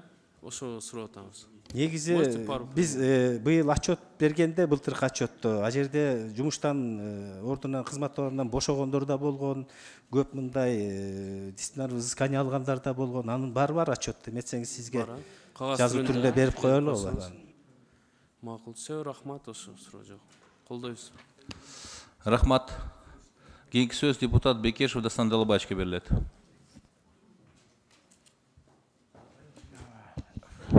Алмас мырза, мен колдойм мыйзам долбоорду. Бирок бир эмени учур менен пайдаланып эсептип кетейинчи. Мен былтыр каттарды жазгам да эсептөө палатага. Ошол эле завод Дастан, Мегаком, Кыргыз Телеком текшерип бергиле, аудитти бергилечи, жыйынтыктар кандай болуп атат. Себеби буларды Минцифрага берип, биз анан салыштырма кылсак да ошону. Макул деп, мага кат келген. Тура кылабыз деп, жыйынтык чыкканда биз жоопту жиберебиз деп, ошол менен тынч да. Завод Дастандыкы дагы завод Улан деген бар, анын дочерний компаниясы. Ушул боюнча эстетип кетсем сизди да. Дастан Далабаевич, бүгүнкү күндө ошо 22-жылдын жыйынтыктары боюнча аудит жүрүп жатат. Кыргыз Телекомдо аяктап калды. Берки Дастанда башталган, Мегакомдо дагы башталган. Сизге ошо бүтөр менен эле жыйынтыгын беребиз. Анткени кичине Хорошо, унутпаңыз, убакыт керек да, унутпайбыз. Всё, колдойм мыйзам долбоор. Рахмат. Кийинки сөз депутат Абдибаева Айсара Нышановна берилет. Рахмат. Саламатсыздарбы, урматтуу эл өкүлдөрү, урматтуу катышуучулар. Алмазбек Шаршембекович, айтсаңыз, Шаршембиевич, көз карандысыз аудиттердин полномочиясына негизинен эмнелер кирет? Негизгисин санап берип коесузбу? Көз карандысыз аудиттердин полномочиясына. Көз карандысыз аудит деген ошо бүгүнкү күндө биз жогорку конституциялык мыйзам кабыл алып атпайбызбы? Мындайча айтканда биз ошон үчүн мурда болсо кабинет министринин алдындагы финспекциялар ошо бүгүнкү күндө жогорку кеңешке силер тараптуу кылып, анан урматтуу президент жагынан, силер жагынан аудиторго келип, көз караңыз негизи ошол. Биз негизи бюджеттин аткарылышын аткара турган бул аткаруу бийлиги да. Биз аткаруу бийлигинин үстүндө турабыз да, алардан көз каранды эмеспиз. Ошон үчүн биз өзүбүздүн ар кандай корутундубузду ачык айкын силерге алып келип бергенбиз. Ошол көз карандысыз негизи ошол. Анда сизде ошо аудиторлордо сиздерде полномочия өтө көп экен да. Сиздердин ошо ишиңиздердин жыйынтыгында биздин мамлекеттин мекеме ишканалары жоопкерчиликти, тартипти, мыйзам чегинде, финансылык мыйзам чегинде кармаш керек, туурабы? Туура. Силер ошону канчалык деңгээлде аткарып атасыздар азыр? Эгерде сиздер өтө жакшы иштегениңиздерде, бизде анда мекеме ишканаларда мындай грубый нарушениялар болбойт эле да, туурабы? Айсара ханым, ишанында сиз туура айтып атасыз. Биз эгерде жылдан жылга ушу каржы бузуулар азайса, бул биздин кылган кызматтын жыйынтыгы болот эле. Тилекке каршы биз мисалы үчүн өзгөчө бул ылдыйкы звенодо бул кадрлардын текучийси болуп атат да. Биз 2 жылда бир барсак же 1 жылда барсак, жакшылап көргөзүп кетсек эле, кийинки жылда кайра бөлөк жоопкерчилик кызматкерлер алмашылып, бирок негизинен мындай салыштырмалуу жылдан жылга каржы бузуулар азайып эле келатат. Өсүү барбы? Өсүү бар, бирок ушу жанагы кадрлардын бат-бат алмашуусун токтотсо жакшы болот эле. Бул боюнча дагы маянага такалат экен баары эле келип. Ал жагынан көтөрүлсө. Ошо жагын караштырсаңыздар, анан мен сизге өткөндө суроо бердим эле. Тиги эл аралык стандарттарга чыкканга эмне тоскоолдук болот сиздерге? Ошо Бизде сиздердин жумуштарыңыздарга талап суроолор бар да. Биздин эми ишканалардан, банктардан турабы. Эмне үчүн ушу эл аралык стандарттарды алуу кыйын силерге? Деңгээл качан көтөрүлөт? Айшара Канышанова, бүгүнкү күндө биз 100% эл аралык стандарт менен иштеп баратабыз. Азыр эле айтып кеттим эле, жанагы Интасай, Азасайга мүчө болуп, алар менен ар дайым семинар, тренингдер жүрүп турат биз мындай мамлекеттер аркылуу. Анан бүгүнкү күндө толук кандуу өттүк биз. Жанагы шайкештик, натыйжалуулук деп баарын айтып атпайбызбы? Финансылык деп. Анан дагы эксперттик анализ жүргүзгөнгө бу дагы ошо эл аралык стандартка карайт. Бүгүнкү күндө толук өттүк, даже өзүбүздүн көрсөткүчтөрдү да өзгөртүп атабыз эл аралык стандартка карата. Биз алар менен мындайча айтканда тең эле баратабыз. Жакшы, бирок сиздерди эмне үчүн тандабайт анда? Например, ошо Улуттук банк же башка банктар эмне үчүн сиздерди тандабайт? Бул эми акционердик обществолорго караганда бул негизинен силердин услугаңар жогору турабы же кандай? Булардан сурасак айтат да, ошо соответствие жок дейт да. Бул бир эле, бул жерде бир эле международный стандарт эмес, бул жерде биз как мамлекеттик аудитордук ишкана болуп атпайбызбы? Ал эми частный аудиторлук компаниялар, булар международный эл аралык лицензиясы бар. А биздики мамлекеттик болуп, андай лицензиябыз жок. Болгон эле ошол. Ал эми өткөндө дагы ушу Акылбек Өксөнбекович суроону көтөрүп атат да, биздин аудиторлор эл аралык лицензия ала алабы дегенчи. Эми бул частный андай алыш үчүн тил билиш керек деп бу.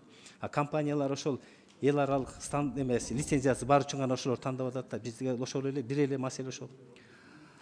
Ошо эл аралык стандарттарга жооп берген, толугу менен жооп берген аудитторду чыгарыш керек да, сиздердин ошо деңгээлиңиздерди көтөрүш керек. Соответствиеге барып да калат, эффективностька барып да калат, өзүңүз билесиз да.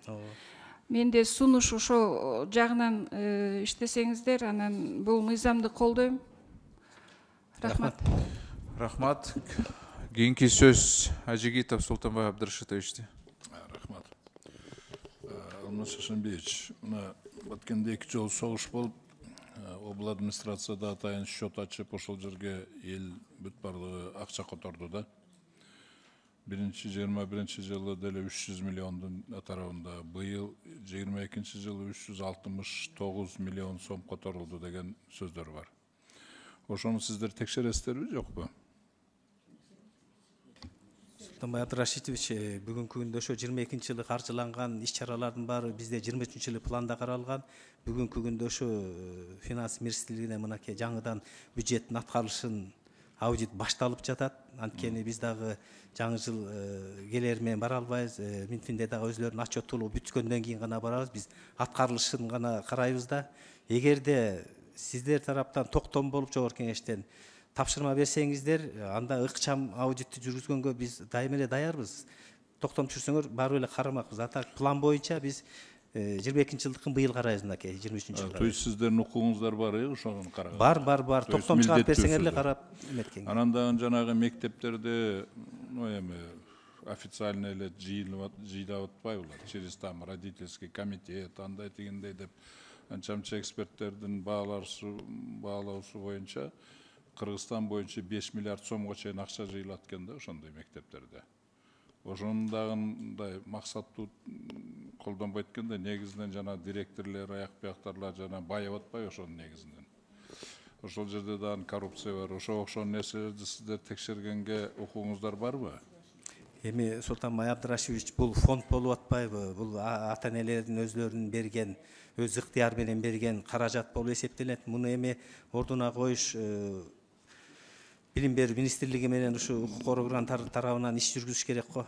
Жок, ал жерде мындай да, мындай өз каалоосу менен деп коет. На самом деле принудительном порядке эле, официально эле как в обязательном порядке жыйып атпайбы? Ошондуктан ал эме болгондон кийин мамлекеттик мектептерде болуп аткандан кийин ошону текшерип мындай максаттуу түрдө пайдаланганын текшерип койсоңор болбойбу? Ошону киргизип койсок Султанбай Абдырашитович, кандай дейсиз? Жакшы суроо бул. Негизи муну эми жана айтпадым, жеке фонд дегенде ошол фонддо өзүлөрү ата-энелер коому түзүлөт да, ошолор тарабынан көзөмөлдөнөт. эгерде дагы эле ушундай тапшырма болсо сиздер жактан же укук органдары жактан аны карай алабыз.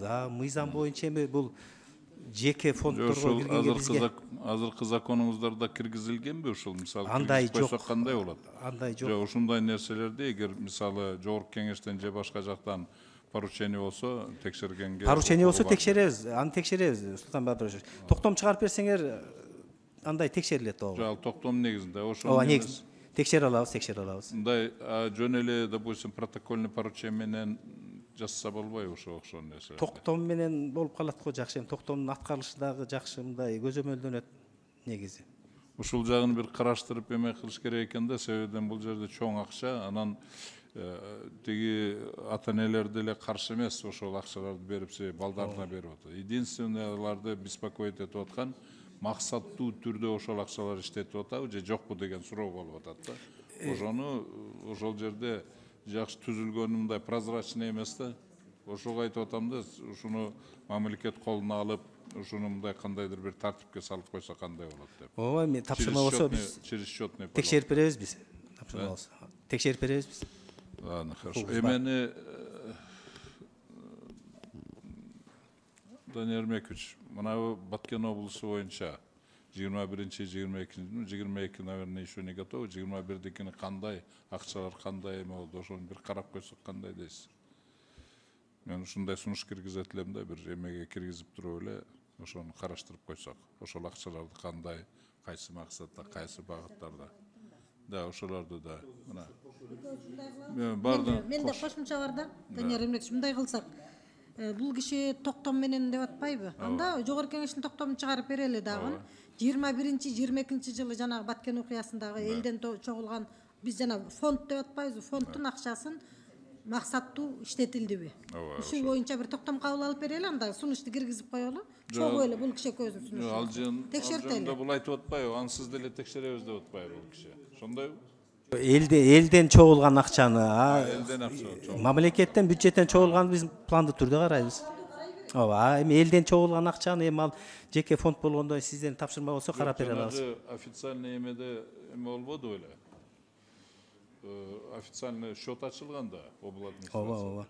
Ошол жерге элдин деле эмес, ошол жерге түштү да. Анда чогуу каралат экен, ооба. Ошону карай бересиз. Бөлөк фонд карай беребиз, ооба. Анткени мамлекеттерден кетти да, биз да ал каралат, ооба. Ошого жанагы койсок дейм да, ошону. 21-жылдыкыны Султан Бабирович, муну 108-беренеде кашкайтып жазылып турат. Бюджеттен сырткары дагы түшкөн каражаттардын аткарылышын аудит жүргүзө алат деп турат. Мен жана ошону сурадым да, ошон үчүн сунушту берели дагы экөөбүзүн ошону текшертирип коелу. 21-22-ни. Комитеттин отурмушуна 21-22 барбы, даярбы азыр? Азыр тиги 22-ни карап атат, биз 23-те карайбыз да. Султан Бабирович, бул жерде эки эме болуп атат да. Жеке жактардан түшкөн бюджет аркылуу кеткенди биз карайбыз. Ал эми өзлөрү пайдаланып койсо анда тапшырма керек бизге. Ошону бир комитеттүү койсок деген. Андамдагыларды биз анда комитеттен өзүнчө бир чечим чыгарайлы. Ошо сизге как тапшырма болот. Ошол 21-22 жылда айтасыздарбы? Да. Ошол боюнча Баткен окуясы боюнча ошо бюджеттен канча акча берилген болсо, ошону текшерип, анан комитетке келип ошонун боюнча маалымат берип койсоңуз. Да. Ал чечимди биз жасап беребиз. Отдел эске алгыла сунушту. Рахмат. Жана мектепти да ушундай кылып эле поручение берип койсок кандай болот? Мектептердеги чогулган акчаларды деле. Счетный палатага бир текшерип койсо жакшы болот эле да. Иретиге түшүп калат эле. Султан Бадырович, сиз жазы түрүндө комитетке берсеңиз, биз ошонун негизинде биз чечим чыгарайлы, анан буларга на исполнение жөнөтөйлү. Анысы жок. Сиз просто так баягы сунушуңузду жазы түрүндө тактап берсеңиздер, чтобы было понятно, кайсы жерди текшериш керек. Рахмат. Анда урматтуу депутаттар, кийинки сөз депутат Маматалиев Мален Абдрахмановичке берилет. Рахмат. Урматтуу депутаттар, азыр Айбек Алтынбековичтин сунушун өзүнчө кое атпайбызбы? Ошону мен айтып коеюн дедим эле. Тактап Конституция боюнча 70-беренеде так дана жазылып турган да, члены счетной палаты. Же болбосо мүчөлүгү эсептөө палатанын депчи. Ошого по тексту карап көрсөк, мына мыйзамдын 12-13, 14, 15 пункттардын бардыгына мүчөлүгү деп жазыш керек. Эгер аудитор деп сөз калтыра турган болсо маселе жок, тири аудитор деп койсо болот, же в скобках аудитор деп койсо болот. Его можно отметить, но сөзсүз түрдө конституцияда кандай жазылса ошону чогуу жазып кетишибиз керек. Буну чогуу колдоп коюп бериңиздерди суранып элем. Башка маселе жок. Рахмат.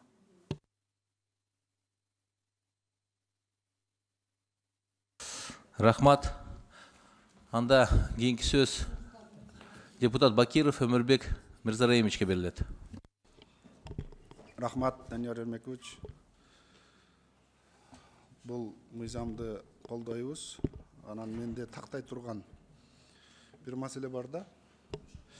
Мына биздин ар бир чакырылыш жогорку кеңеш келгенде, ар бир чакырылыш келгенде ушул жогорку кеңештин ыйгарым укуктарына кирет да. Эсептөө палатасыны шайлоо, акыйкатчыны, мына ошолордун катарында ушулар дагы бар. Мына ушул эсептөө палатасы канча жылга шайланат? Негизи мүчөлөр 5 жылга. 5 жылга. Бизде практикада мына мисал үчүн ошо 5 жылга шайланды. Аудитор, 9 аудитор. Ошонун бир себептерден улам бир жарымдаганда анын орду бошоп калды бир себептерден улам. Ал кийинки келген адам, кийинки келген аудитор канча жылга шайланат? Адагы 5 жылга шайланат. 5 жылга шайланат. Андай болбош керек да өзү негизденчи. Жогорку кеңеш дагы бул мыйзам боюнча 5 жылга шайланат деп жазылган. Бирок жогорку кеңеш эгер депутат кетип, депутаттын ордуна дагы башка депутат келсе, ал ошонун жана 5 жылдык сроктун ичинде болот да. Сиздерде дагы ошондой деп жазылып турат бул жерде. Эсептөө палатасы 5 жылга шайланат деп туруп. Бирок жанагы кийинки чакырылышка дагы срок өтүп кетип атат да. Ар бир чакырылыш, мисалы үчүн 6-чы, 5-чи чакырылыш келгенде өзүнүн акыйкатчысыны, анан мамлекеттик мына ушул бюджетти, мамлекеттик каржыны, мамлекетти сарамжалдыгын ушул жана каржы жагыны көзөмөлгө алыш үчүн жогорку кеңеш өзүнүн эсептөө палатасын шайлайт. 6-чы чакырылышта дагы, мына 7-чи чакырылышта дагы ар бир чакырылыш өзүнүн гана аудиторлорун, өзүнүн эсептөө палатасын шайлаш керек да. Мына 6-чы чакырылыштагы шайланып калган аудиторлор бүгүн 7-чи чакырылышта дагы отурат. Эртең 7-чи чакырылыш бүткөндөн кийин 8-чи чакырылышта дагы ушулардын жана калдыктары калат да. Ошон үчүн биз дагы жана жогорку кеңеш 5 жылга шайланабы, 2 жылдан кийин башка депутат келсе, ал 3 жыл эле отурат. Сиздердики дагы кайрадан 5 жыл отура турган болуп калып атат да. Мына ошол сурогуну биз карашыбыз керек да. Кандай дейсиз? Карап көрүңүздөр эми, сиздер кандай чечсеңиздер биз. Мен сунушумда Данияр Эрмекович.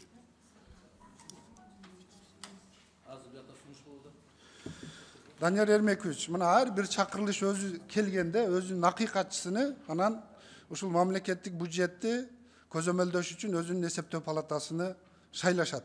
Бул ар бир чакырылыштын өзүнүн укугу да, жогорку кеңештин ыйгарым укугуна кирет. Мына ушул 6-чы чакырылышта, мисал үчүн 6-чы чакырылышта шайланып калган аудиторлор бүгүнкү 7-чи чакырылышта дагы отурат да. Буларды деле ошол 5 жылга деп, ошол 5 жыл мөөнөттүн ичинде болуш керек. Алмашкан болсо 2 жылдан кийин, калган 3 жыл гана отуруш керек. Жаңы сазыв келгенден кийин булар толугу менен кетип, кайрадан толугу менен келиш керек. Жаңы сазыв өзүнүн жаңы аудиторлорун шайлаш керек да. Өзү мына ушундай, мындай түшүнүк ушундай болуш керек мыйзамчы. Эгер мына биз азыр Шотный палатанын төрагасы каршы болбой атат, эгер макул болсоңуздар, биздин шайлаган аудиторлорубуз эсептөө палатасы 8-чи чакырылышка өтпөш керек да. 7-чи чакырылыш менен булардын мөөнөтү бүтүш керек. Биздин мөөнөт бүткөндө булардын дагы мөөнөтү бүтүш керек. 8-чи чакырылыш келгенде өздөрүнүн эсептөө палатасын өздөрү тандап алыш керек. Мына түшүнүп атасыз да? Жогорку кеңеш, мисалы үчүн биз 2 жыл отургандан кийин жогорку кеңештин бир депутаты бир өзүнүн мындай себептерден улам кеткен болсо, ал 3 жыл гана отура алат да. Мыйзамда так жазылып турган, жогорку кеңештин депутаты 5 жылга шайланат. Буларда деле 5 жылга шайланат деп турат. Бирок булар жанакы өзүнүн мөөнөтүнөн мурда өтүп кетип атат да.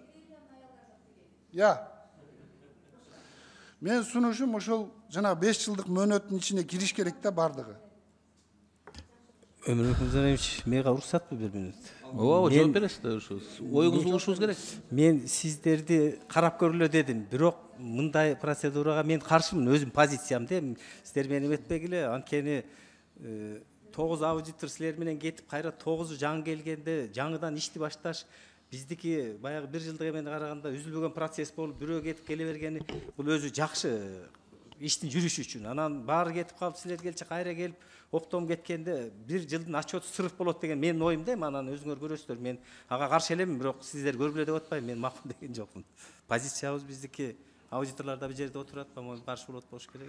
Туура эле айтып атасыз, бирок мындай жери бар да, жогорку кеңеш жаңы чакырылыш келгенде өздөрүнүн эсептөө палатасын өздөрү шайлаш керек да.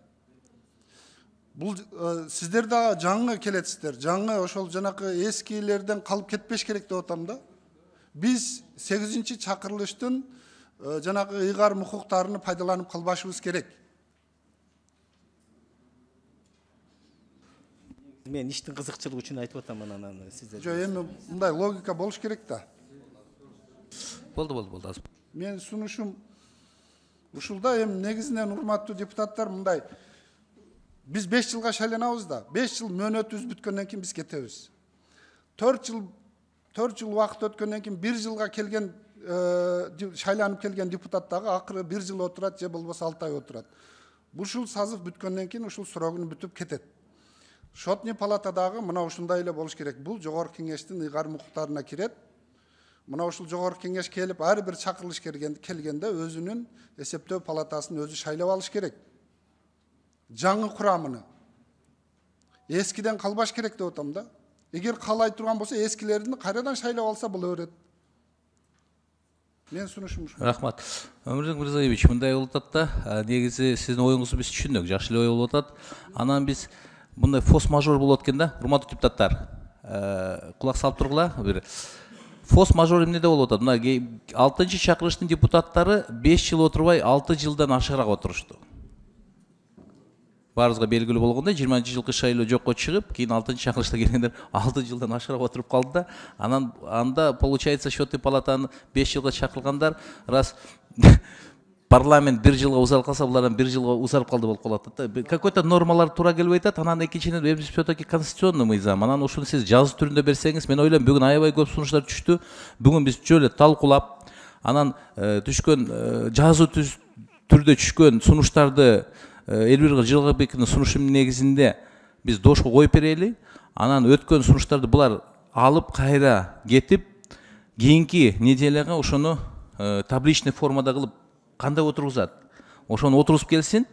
Себеби азыр сиздин сунушуңузду биз жазуу түрүндө бүгүн кабыл алып коелу, а булар биздин юротдел, отдел экспертизы, аппарат президенттин юротделу ушу сиздин сунушуңузга өзүнүн корутундусун берсин. Ошондо мен ойлойм туура болот. Себеби биз шашылышта өткөзүп койсок, эртең дагы вето менен келсе, все-таки бул президенттен келген мыйзам долбоор, ошондуктан тем более конституционный мыйзам. Ошону биз сиздин сунушуңузду кабыл алып коелу, кийинки неделяга биз ошолорду корутундусун алып карап коелу, кандай дейсиз? Каршы эмеспи? Все, макул. Анда урматтуу депутаттар, суроого жазылгандар баары суроону берип бүтүштү. Надира Азимовна аягында бир кыска суроом бар эле деди. Анда сөз Нурматова Надира Азимовнада. Рахмат. Алмазбек Шаршембиевич, мыйзам долбоору боюнча мен тиешелүү суроолорумду бердим, сунушумду бердим. Азыр комитеттин депутаттарга колго салынса, мен күн тартибинен сырткаркы бир сунушту Данияр Эрмекович протоколдук тапшырма катары берип коюшуңузду суранам. 2014-жылы Ноокат районундагы Мурзагапаров атындагы мектепте жөндөмдүү балдардын жатак гимназиясынын базасында педагогикалык жана инновациялык усулдарды жайылтуу максатында атайын лабораториялык борбор ачуу үчүн мектептердин техникалык каражаттары менен камсыз кылуу боюнча атайын Россиялык гранттан келген каражаттан 15 миллион каражат бөлүнгөн 14-жылы. Анан ошол мезгилде Элге билим берүү министрлиги 14-жылдын күзүндөсү ноябрь айында бөлүнгөн каражатка карабастан 15-жылдын июнь айына чейин тендерди өткөрбөй жүргөн да. Анан ошол 15-жылы тендерди июнь айында өткөрүп, ошол бөлүнгөн 15 миллион акчанын 8.965.385 гана каражатына Ноокат районунда 26 мектепке интерактивдик класстын техникалык каражаттарын, анан 5 лабораторияга Мурзагапаров мектебине каражат берген дагы, экинчи транштагы калган каражатты 7 миллионго жакын каражатты бүгүнкү күнгө чейин барган эмес да. Болгондо дагы бул өткөргөн тендерди ошол мезгилдеги ошол министрликтерге тиешелүү Тоо Ашкан деген жекече ошол ишкана аркылуу, ОСО аркылуу тендерди уттуруп, ошондой жумуш жасагандагы 15-16 жылдан баштап булар каражаттын эмне болгону белгисиз да. Ушу мезгилге чейин алып барган техникалык каражаттар кириштелген да эмес, элге билим берүү министрлиги немен райондун элге билим берүү бөлүмүндө бухгалтериясында кириштелген эмес, түздөн түз ошол мектептерге гана тапшырып, акты түзүп кеткен боюнча калган. Эми биз комитет, бюджет комитети болгондон кийин мамлекеттин каражатынан бөлүнгөн каражаттын сарамжалдуу пайдаланышыны биз мындай принцип үчүн дагы ушул маселени немеге эсептөө палатасынан мен өткөндө ооз эки суранган элем. Алар жеринде азыр мындай эле карап келишти. Ошон үчүн алардын алып келген справкасына таянып туруп, мен расмий түрдө комитеттин атынан протоколдук тапшырма берсеңиз, мен жазуу түрүндө дагы немеге эсептөө палатасына кат берем өзүмдүн атымдан. Ошол Ноокат районуна бөлүнгөн, именной болуп бөлүнгөн 15 миллион каражаттын сарамжалдуу пайдаланышы боюнча атайын расмий түрдө ревизия жүргүзүп, комиссия түзүп, ошонун акыр аягына чейин биздин комитетке жыйынтыгына билдиришсе, күн тартибине киргизип, кийин ушул маселени карасак. Себеби мамлекеттин каражатындагы көрүнгөн министрликтер каалагандай калчай берсе, анда биз кантип өсүп өнүгөбүз. Ошондуктан арадан бери 14 жылдан бери 8 жыл убакыт, 9 жыл убакыт өтүп атат. Ушуну ойлогон адам жок. Мен былтыртан бери элге билим берүү министрлигине жогорку кеңештин трибунасынан 4 жолу протоколдук тапшырма бердим. Уккусу келбейт. Анын үстүнө 3 жолу министрлер алмашып кетти. Анан мен өткөндө атайын эсептөө палатасына тиги Арымжан Топчубаевичке айттым эле, ал киши жоопкерчилик сезип текшерип келди. Болгону биз расмий түрдө протоколдук тапшырма берели, мен да кат жөнөттүм. Ошону менен комиссия түзүп текшерип биздин комитетке алып келсе жыйынтыгынчы. Бул жөнөкөй маселе эмес. Бир районго барган каражатты элге билим берүү министрлиги 7 миллиондоп жок кылып койгон болсо, эч ким артынан түшпөсө, ушу кантип болсун? Рахмат. Ушу менин сунушумду кабыл алып койсоңуздар. Рахмат. Отдел жазылы эске алгыла. Анан Алмазбек Шаршембиевич, сизден да суранам, ушул маселеге өзүңүз көзөмөлгө алып туруп, комиссия түзүп, атайын ревизия жасап, элге билим берүү министрлигинен баштап архивинен көтөрүп, Ноокат районуна чейин ушул кызматкерлерди жөнөтүп текшерип, жогорку кеңештин бюджет комитетине сунуш кылып берсеңиз жыйынтыгын. Макул, Надир Азамат. Рахмат сиздерге. Рахмат. Депутат Бакиров Өмүрбек Мырзалиевичте тактоочу бир суроосу калып тур, анда сөз сизде. Бул мыйзам боюнча эмес, урматтуу баяндамачы. Сиз мына биздин эсептөө палатанын төрагасысыз. Бизде жакында ушул улуттук банктын финансылык тышкы аудиторлоруну тандоо болот да, мына ушуга катыштыңыздарбы? Биз жок, катышкан жокпуз. Сиздерде укук бар да катышканга? Эгерде мындай чакырык болсо официально метет эле, бирок берген жок. Негизинен биздин ушул шотный эсептөө палатасы өзү ал жерге катышыш керек да.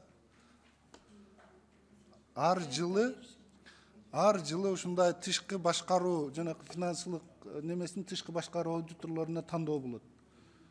Заявка беришиңиздер керек да сиздер дагы. Мындан аркысын эске алам да. Сиздер дагы көзөмөлгө алып койсоңуздар ушулар. Макул.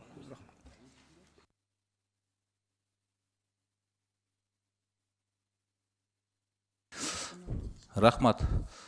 Анда урматтуу депутаттар, суроо жазгандар баары суроону берип бүтүштү. Эми талкууда бардыңарга белгилүү болгондой аябай кызуу талкуу болду. Кээ бирки депутаттардан түшкөн сунуштар, эске алынбаган сунуштар жана каршы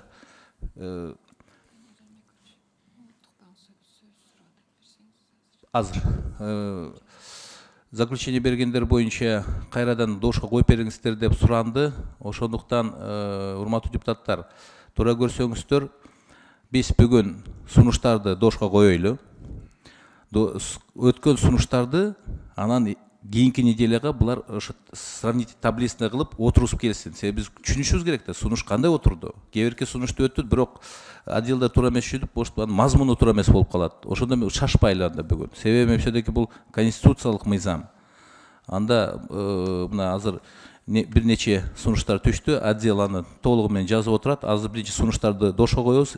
Анан кайсы сунуштар доштон өткөн болсо, кийинки понедельникке ошону сравнительный таблица жасап, ошону отурусуп келсин бизге. Ар бир сунуштун ээси көрсүн. Ошо көңүлү, ошо өзү кандай сунуш берген ошондой отурду деп. Ошондо кандай дейт, каршы эместерби? Анан дош берели кийинки неделяда. Туурабы? Только сунуштарды салабыз. Анан отурса, ошону отурушуш керек. Өтсө. Ошон үчүн айттым. Ошон үчүн бүгүн биз сунуштар өткөсөйлү, анан булар отурсат да отдел. Ошондо айтат, кайсыга карама каршы келип атат. Ана шашпайлы дегеним да, себеби ошону туура болот деп ойлойм да. Анда дошко Камила Абдразаковна Талиева. Мындай кылалы, чынында бүгүн дошко койгонго болбойт. Себеби абдан эле маселелер көп чыгып калды. Азыр депутаттар өздөрүнүн сунуштарын өздөрү защита коргошту. Ошонун ар бирин азыр коюп туруп, эмкиде баягы сравнительный таблица сыяктуу кылып алып келсин, отургузуп, эгерде макул болбой, тиги Айбек Алтынбекович айткандай, карама каршылык мыйзамдар жол бербей турган болсо, ошону да далилдеп көрсөтсүн да булар. Туурабы? Ошол эмен тушуна далилдүү бергиле. Анан биз кайра дагы дошко кое албай отурбайлы да. Ушул жерин айтып коеюн деген. Биздин сунуштардын баарын так болуп келсин эмкиде, Рахмат. Бул жерде Улуттук банктын төраганын орун басары сөз сурап атпы? Сөз сизде. Саламатсыздар, урматтуу Данияр Ремекович, урматтуу депутат. Аты жөнүңүздү айтып. Манас Жакыпов, Улуттук банктын төрагасынын орун басары. Бизде биз негизинде бул мыйзамдын долбоорун колдойбуз. Бирок бизде бир редакционный характер бир сунуш бар эле, 6-бирини катары. Биякта эми бизде Улуттук банк жөнүндө конституциондук мыйзам бар да, ошо ылайык болсун да редакция, ушул эле сунуш. Аны жазуу түрүндө бергенсиңер сунушту? Ооба, бергенбиз, бирок керек болсо дагы бир жолу. Ооба, ылайыкташтырганбыз. Ооба, сиздердин киргизбедикпи? Ооба. Болду. Кирген. Силер уже кеңешип ондан кылсыңар. Анда мындай кылайлы, урматтуу депутаттар, негизи баардык суроону берип түштү. Эми дошко өтөлү, баягы сунуштарга. Өзүнчө бул жерде бизде сунуштар келип түшкөн, бир нече депутаттардан. Биринчи сунуш депутат Нарматовадан Надира Азимовнадан келген.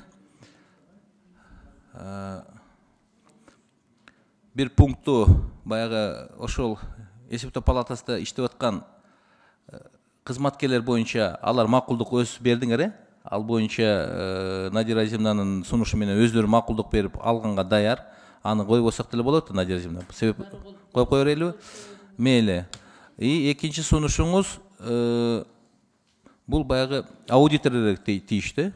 Бул жерде просто Акылбек Туманбаевич менен карама каршы келип калыптыр. Акылбек Туманбаевич тоже ушул сунушту киргизген, бирок ошол аудиторлорго ушул пункт иштелсин деп. Кандай дейсиз бул боюнча, Надира Азимовна? Бул боюнча, урматтуу депутаттар, эми кылмыш үстүндө кармалган учурлардан кошпогондо эсептөө палатасынын төрагасын, анан жогорку кеңеште шайланган 9 аудиторлор жөнүндө иш козголо турган болсо, прокуратура тарабынан анда жогорку кеңештин макулдугусуз кармалбайт деген сөз эми калса болот да, 9-3. Ал эми калган эсептөө палата 3 абзацтагы эсептөө палатасындагы кызматкерлердин бардыгына кол тийбестик кылган, бул туура келбейт да. Мен ошол абзацты алып салайлы деп атам да. Мен дошко коеюн. Урматтуу депутаттар, Надира Азимовна Нарматованын сунушу аталган мыйзам долбоорунун 33-чү беренесиндеги 3-чү абзацы.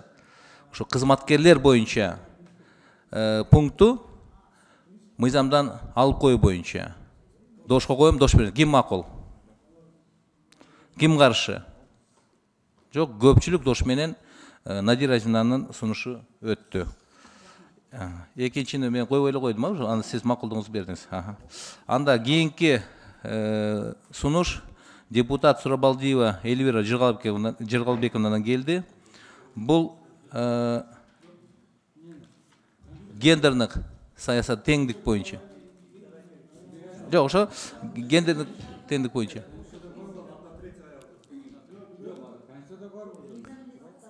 Өзүңүз тактап коюңуз. Мына биздин жогорку кеңештин аппаратынын отдел экспертиз заключениясын берип атат да, ну, к моему предложению. Ошондо деген почему-то счетный палатада, ну, они чуть ошиблись, да.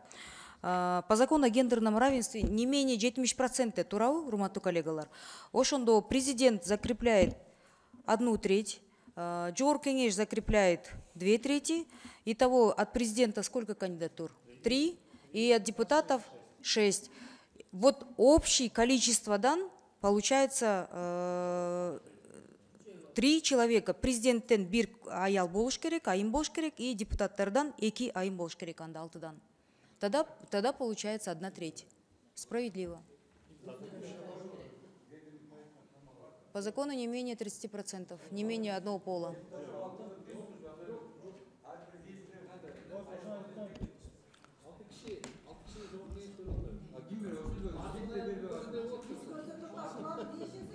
Ушу кандай эле ушу бизге келгенде эле ушинтирип каласыңар, я, урматтуу мырзалар. Эми болду булачы. Ну что этот? Ну как это так? 2/3.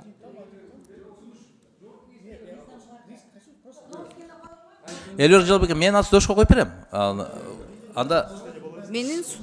Анда урматтуу депутаттар. Анан счетный биздин отдел экспертиз деген процент деп санаш процент деп мына немножко они не так поняли, да? То есть получается 1/3 болгондо это не менее там, да, по цифрам тоже и сходится, и по процентам сходится. Трагедия эмес, да?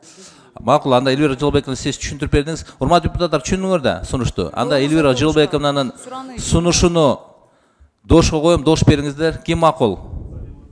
Коюп колдоп бериңиздерчи, урматтуу коллегалар. 1, 2, 3, 4, 5, 6, 7, 8, 9, 10. 10 депутат макулдук берди. Ким каршы? Каршы жок. Көпчүлүк дош менен Эльвира Жыргалбековнанын сунушу өттү. Анда кийинки жок, депутат Алтынбековдун сунушу сөз сизде, депутат Алтынбековда. Данияр Эрмекович, мен 2 сунуш. Урматтуу депутаттар. Урматтуу депутаттар, угуп коюңуздар, эмне сунушту тактап коюп атат. Урматтуу депутаттар, мен 2 сунуш бердим эле. Биринчи сунушум жанагы мен бул 3-чү статьяда бар экен, бул түшүндүрмөсүндөчү, жанагы мүчөсү дегендечи. Ал боюнча мен чакыртып алам, тартып алам. Сунушумда экинчи сунушум боюнча 34-чү берени боюнча. Толуктоолорду, кызматтык автоунаа, кызматтык турак жай ушуларды. Аны добушка коюп беришиңизди суранам. Урматтуу депутат.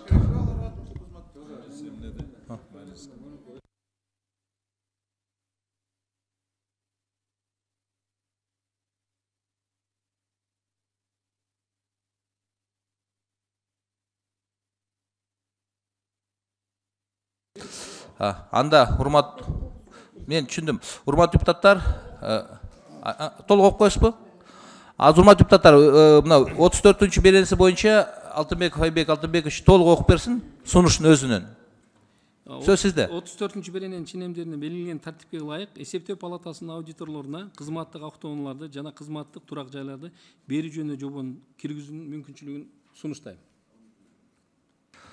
Сунуш түшүнүктүү болду да, урматтуу депутаттар. Анда депутат Алтынбеков Айбек Алтынбековичтин сунушун дошко коем, дош бериңиздер. Ким макул? Каршы? Жок, көпчүлүк дош менен сунушу кабыл алынды. Анда урматтуу депутаттар, кийинки 4-чү сунуш бул депутат Ормонов Улукбек Зулпукаровичтен келди. Угуп койгула, урматтуу депутаттар.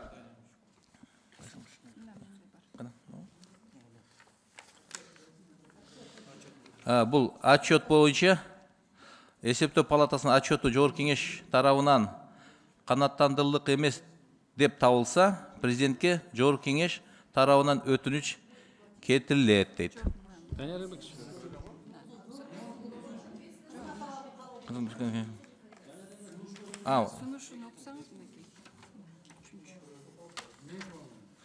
Сунушу Кыргыз Республикасынын президенти эсептөө палатасынын төрагасы өз демилгеси боюнча же депутаттардын жалпы санынын кеминде 3төн 2-синен ашыгын добуш менен Кыргыз Республикасынын Жогорку Кеңешинин өтүнүчү боюнча элеген кызматынан бошотот деп чечилет, четтетет дейт. Ушул сунушту негизи, урматтуу депутаттар, бул мындай болот да, негизи регламентте өзү жазылган. Беренеде бар. Сөз депутат Алтынбековда. Данияр Эрмекович, мен Ормоновдун сунушу да турат. Ал эки сунуш деди да, бириси чакыртып алуу боюнча сунуш, экинчиси дагы сиз окуган сунуш да. Ошо экинчи сунушун дагы бир көрүп койбойлу, кагаз жүзүндө келди, мен бердим деди эле комитеткечи. Келгенби?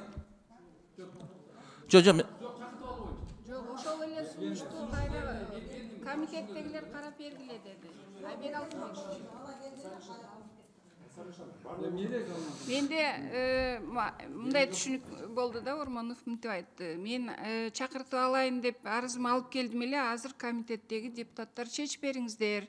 Мен өзүм менен алып кеттим аны дедиле, биз колдойбуз, бара бериңиз дедик. Жок, чакыртып алды анысынчы. Ошо добушка эле коюп коюңуз. Жок, хорошо, мен добуш коюп берем, просто азыр депутаттарга түшүнбөйт. Мындай болду да. Ормонов келип бул сунушту арка кайтаруу боюнча жазуу түрүндө келип туруп, бирок тапшырбады. Бизге комитеттин она салып койду да. Мен 2 жолу сурадым. Сиз биздин депутаттарга окшоп аягында коюп бер деп сурап атасызбы десем, мен жазуу түрүндө турат, өзүңөр чечип койгондор чип кетти. То есть конкретиканы айтпай койду да. Жок, мен айтып коеюн, силерди давать эткенде болбоюн деди. Комитеттегилер чечип бериңиздер деди. Бирок жоопкерчиликке тартылышын каалайбыз да баарыбыз. Ошон үчүн колдоп коелу, болду. Анын эч эмеси жок. Анда Улуу Ормоновдун сунушун дош коюм, дош бериңиз. Ким макул? Жок, колдоо боюнча. Сунуш дош коюм, дош бериңиз. Ким макул? Ким каршы? Ким каршы? Сонда өндөрсүз. Анда көпчүлүк дош менен сунуш өттү. Анда урматтуу депутаттар, негизи 4 сунушту биз кийинки комитеттин жыйынына отдел эсептөө палатасынын юристтери менен отдел менен иштеп чыгышсын, кийин сравнительный таблицага отургузгула. Ана ошого карап биз комитетке кайрадан алып чыгып, анан жалпы чечимди экинчи окууда чыгарайлы. Данияр Эрмекович, мен сунушумду кийинки окууга. Ооба, сиз жазуу түрдө берсеңиз, кийин биз ошо комитетте сиздин сунушуңузду баягы корутуштууларды эске алып, анан дошко коюп беребиз. Анда урматтуу депутаттар, күн тартибиндеги биринчи маселени биз карап бүттүк. Бул маселе боюнча келгендер барсаңыздар болот. Анан кечиресиздер, урматтуу депутаттар, могул жерде азыр Надира Азимнанын сунушуну биз колдоп бердик, бирок экинчи пунктта, то есть 3-чү пунктты алдык, экинчи пунктта Надира Азимовна макулдук берди, себеп ал сунуш, ошо аудиторго тийиштүү сунуш Акылбек Тогузбаевичтен келип түшкөн. Аны эсептөө палата колдоп макулдугун берген, бирок биздин отдел экспертиза корутундусу чечимини каршы бериптир. Ошондуктан Акылбек Тогузбаевич суранды эле, ал иш сапарда экен, ошонун сунушуну өзгөчө депутаттарга салып бериңиз деп. Анын сунушу, ошо эле Надира Азимовна айткандай, баягы кол тийбестик, только аудиторлерге иштелсин. Берки ошо жерде кызматкерлерди, мына Надира Азимовнанын сунушун биз алып салдык. Анда Акылбек Тогузбаевичтин сунушун дош коюм, дош бериңиз. Ким макул? Ким каршы? Жок, көпчүлүк дош менен Акылбек Тогузбаевичтин сунушу өттү. Бир просто баягы стенограмма үчүн мен дошко коюп койдум да. Рахмат, бул маселе боюнча келгендер бара берсеңиздер болот. Биз кийинки апта ушуну кайрадан иштеп чыгып, табличный формада отургузуп, анан дошко коюп беребиз.